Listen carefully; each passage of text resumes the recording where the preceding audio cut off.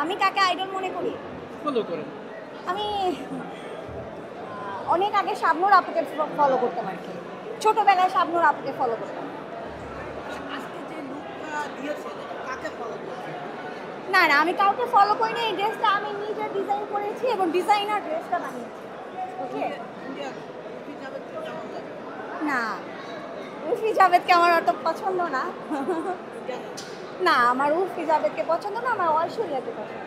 ও আমার মনে হয় না ও মানে খুব ভালো অ্যাক্টর, আর তেমন তো কিছু করেও নাই। না, ও যেমন ড্রেস নিয়ে অনেক আলোচনা, হ্যাঁ, এই বিষয়টা কেমন লাগে? ড্রেস নিয়ে অনেক আলোচিত। এটাও হয়তো বা আলোচনায় থাকার জন্য ড্রেস নিয়ে আলোচিত থাকে, এই আর কি। আপনি বিয়ে করেছেন না? না না। কেমন ছেলে পছন্দ? কেমন ছেলে পছন্দ?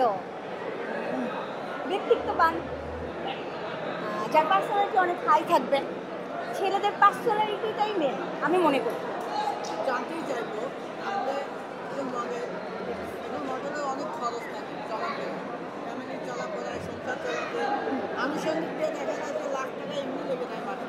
তা আপনি যাকে বিয়ে করবেন তার মাসে কিন্তু আপনার কত থাকতে হবে? দেখেন, মডেল লাইফটা আলাদা, ঠিক আছে? ওই মডেলিং লাইফে যারা থাকে, যারা চলাফেরা করে, তাদের খরচ থাকবে। যেমন আমি এই ড্রেসটা পরেছি, এটার দাম 35K।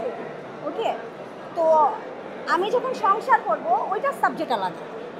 না, আনুমানিক একটা তো চাহিদা আছে। না, অ্যাকচুয়ালি মানুষকে তার কেউ বলে যে আমি 10 লাখ, কেউ 5 লাখ, কেউ 2 লাখ, কেউ 1 লাখ।